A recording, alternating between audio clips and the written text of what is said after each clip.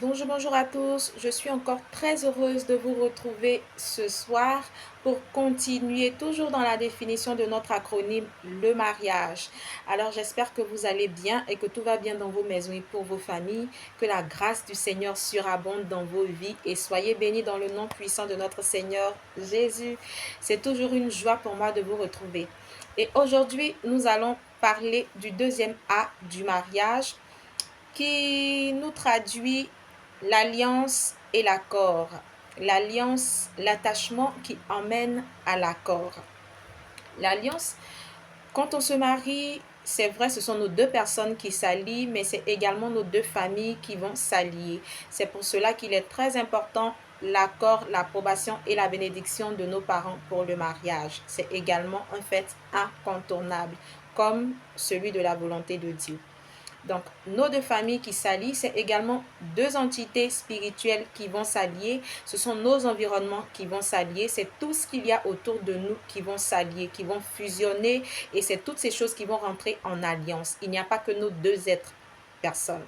Donc, il faudrait considérer tout ce qui est autour. C'est notre famille, c'est notre environnement, notre entourage et tout. C'est cela qui va fusionner. Dans cette alliance également, nous avons l'attachement. L'alliance, l'attachement.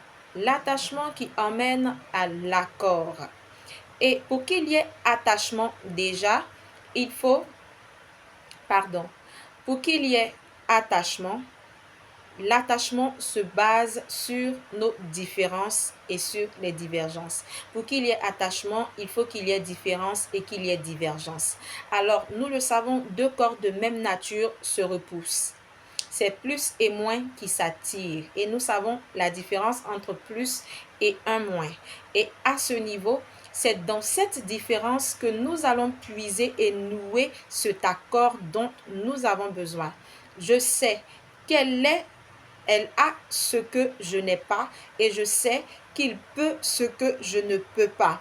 Alors c'est en cela que nous allons nouer nos liens, c'est en cela que nous allons ensemble fusionner pour pouvoir ensuite aller à l'accord. Et arriver à cette phase-là, lorsque ces différences, ces défauts et toutes ces choses qui sont censées être un obstacle entre nous ou qui sont censées poser même obstruction ou qui sont censées nous séparer, lorsque nous sommes à ce niveau dans notre attachement, où ces différences, ces divergences et où ces défauts en griffes ne nous séparent plus, ne nous divisent plus, ne deviennent plus des obstacles, ne sont plus des embûches dans notre couple ou sur notre chemin, à ce moment-là, nous arrivons à l'attachement.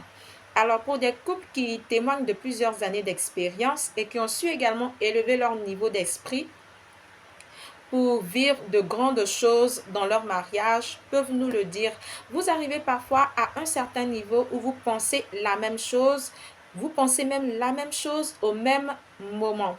Et parfois, ce que monsieur est en train de penser, il n'est pas dans la même pièce avec madame, mais madame a déjà mis en exécution la pensée de monsieur qui est quelque part d'autre là-bas. Là, nous sommes dans un processus également d'attachement et d'accord. On arrive à avoir même le même verbe. Même, on n'a pas besoin d'être dans la même pièce ou de s'appeler ou de se communiquer avant de pouvoir prendre une décision. Mais très souvent, la décision qu'on va prendre est la même ou se rapproche. Nous sommes dans un processus d'accord. Nous sommes dans un attachement de façon véritable. Alors, dans notre alliance et dans cet attachement-là, il faut savoir que le couple puise une énergie qui est vitale pour lui. Et cette énergie se trouve dans l'accord. Et c'est dans l'accord, c'est l'accord qui crée la multiplication. C'est l'accord qui va vous donner de dominer. C'est l'accord qui va vous donner d'assujettir. C'est l'accord qui va vous donner de grandir. Et la Bible dit que si deux s'accordent pour demander une chose, ils le reçoivent. Vous vous accordez ensemble que ce soit dans la prière ou parfois même dans le monde, ce n'est pas dans la prière, mais pour vous dire que l'accord de deux personnes a une puissance redoutable. Là où deux personnes se mettent ensemble, là où deux personnes sont d'accord sur quelque chose pour un fait, il y a de fortes chances qu'elles y arrivent et qu'elles réussissent. C'est pour cela que c'est dans l'accord que se trouve la toute-puissance et l'énergie du couple qui l'emmène à pouvoir dominer. C'est dans l'accord que se trouve la multiplication également. Dans l'accord, donc il faut vous accorder. Deux valent mieux qu'un. C'est pour cela que si vous êtes d'accord pour demander quelque chose, vous le recevez. Et ce qu'il faut savoir également, c'est que l'accord, ce n'est pas que dans le verbe. L'accord, ce n'est pas que dans les actions ou dans les mouvements. L'accord, c'est dans l'âme, c'est dans l'esprit. Ce n'est pas dire, oui, je lui ai donné, ok, je suis d'accord avec ce projet, je suis d'accord avec le fait de faire telle chose.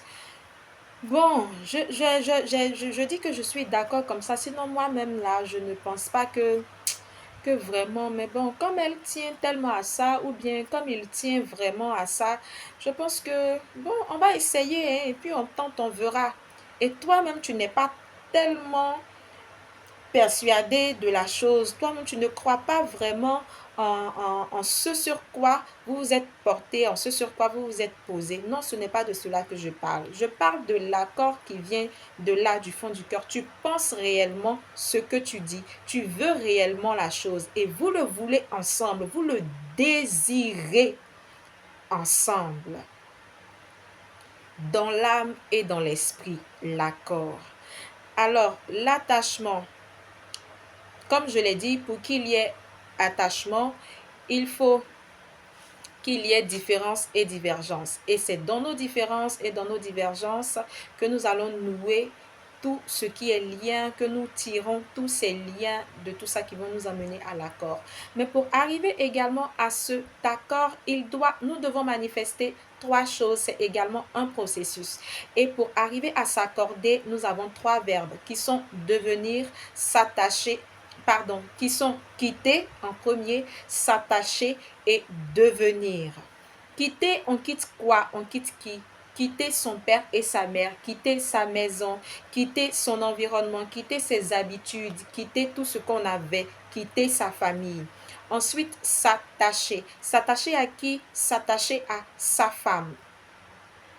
L'homme quittera son père et sa mère et s'attachera à sa femme. Donc, on va s'attacher à une autre femme autre que notre mère. Donc, pour vous attacher à votre femme, à cette femme-là qui va devenir maintenant votre moitié, qui est cette autre vous, il faut couper le cordon ombilical d'avec la mère. Il faut couper le cordon ombilical d'avec la famille et devenir à part entière autonome. Alors, nous savons que la femme, quand elle porte le bébé dans le ventre, l'enfant dans le ventre, il est nourri au travers du cordon ombilical.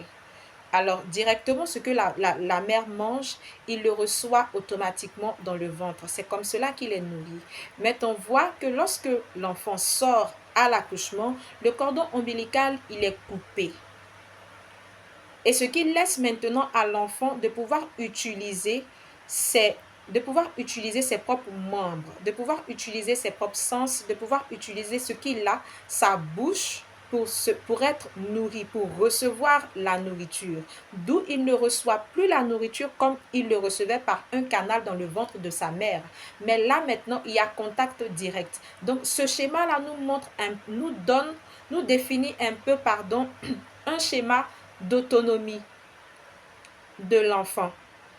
Donc, c'est comme cela. Quand vous quittez vos parents, vous quittez votre famille, vous coupez le cordon ombilical, vous devenez maintenant autonome. Vous allez apprendre, vous allez maintenant manger de vous-même. Vous allez utiliser votre propre bouche pour manger.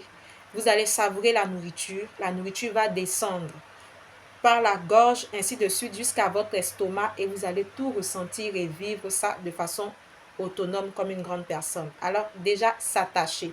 Ensuite, lorsque vous avez quitté, vous vous êtes attaché, vous avez coupé le cordon, vous vous êtes attaché maintenant, vous allez dans le processus de devenir un. Devenir un. Donc, pour devenir un, il faut d'abord quitter, il faut ensuite s'attacher. Donc, c'est quand on s'est attaché que nous allons maintenant rentrer dans notre phase de l'accord pour devenir un. Et c'est dans cette phase-là que le couple va puiser tout ce qu'il a comme arme, comme puissance, comme énergie pour pouvoir monter, pour pouvoir grandir, pour pouvoir se reproduire, pour pouvoir également se multiplier. Alors que ce soit la multiplication pour faire des bébés ou la multiplication pour créer de la richesse ou construire des entreprises, il faut que vous vous accordez. Il faut que vous soyez en accord dans l'âme et dans l'esprit, en union de cœur. Ce n'est pas que des mots sur les lèvres.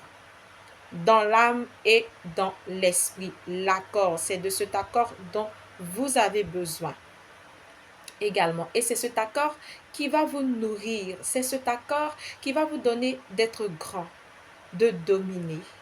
Dans cet accord, dans l'attachement, vous avez l'intimité dont nous avons déjà vu précédemment. Vous avez l'amour également. Vous avez l'intimité avec Dieu. Dans cet accord, que vous allez puiser toutes vos ressources qui vont vous aider à monter, à vous élever, à grandir. Et quand vous arrivez à cette phase-là dans l'accord, je ne sais pas, mais vous avez franchi en tout cas beaucoup d'étapes et vous êtes au niveau où il n'y a pas beaucoup de chance pour que certaines choses viennent vous séparer parce que vous avez déjà bravé le stade de l'acceptation. Vous avez déjà quitté, vous vous êtes déjà attaché et que vous êtes maintenant accordé. L'accord est très important dans le processus. L'accord est très important pour un foyer, pour un couple, pour réussir son mariage. Il est bon de pouvoir vous accorder sur les choses, de faire les choses ensemble, d'être d'accord pour tout ce que vous voulez faire, pour tout ce que vous entreprenez également. L'accord, c'est une phase importante. Dans le mariage, c'est l'alliance entre mort et bonheur. Pourquoi mort et bonheur? Parce que vous serez amené à faire des sacrifices, parfois qui vont vous coûter la peau. Et ces sacrifices-là, bien que vous coûtant la peau, finiront par vous conduire à quelque chose d'extraordinaire, par vous conduire à quelque chose de beau, de bon. C'est ce qui va également vous former. Mais tout cela entre dans le schéma de l'alliance, de l'attachement, parce que c'est dans cette phase que vous allez vivre votre brisement, que vous allez vivre votre transformation, que vous serez également formé. Et ainsi arriver à vous accorder. Et même s'accorder n'est pas une chose facile parce que vous allez tuer beaucoup de choses en vous, vous allez également laisser vivre beaucoup de choses de l'autre. C'est également une synthèse de vos deux personnes, de vos deux idées, de vos désirs, de vos visions que vous allez devoir faire. Mais toujours est-il qu'il est important pour vous de vous accorder parce que votre énergie et la toute-puissance de ce couple-là se trouve dans votre accord, dans l'accord de vous deux. L'accord dans l'âme et dans l'esprit.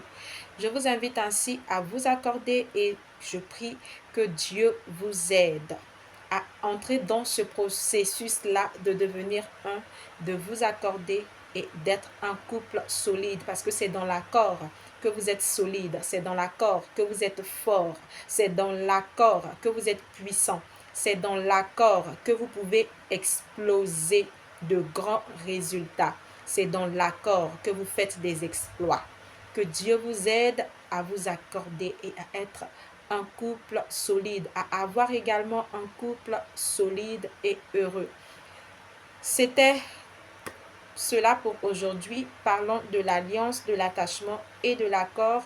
Que Dieu vous bénisse et pour toutes les personnes qui nous suivent, si ces vidéos vous font du bien, vous pouvez vous abonner Partagez également ou vous abonner sur Facebook ou YouTube. Vous pouvez partager pour faire également du bien à d'autres personnes, à des personnes à qui cela peut aussi profiter. Que Dieu vous bénisse et on se retrouve la prochaine fois pour boucler avec notre acronyme du mariage. Shalom chez vous, que Dieu vous bénisse encore.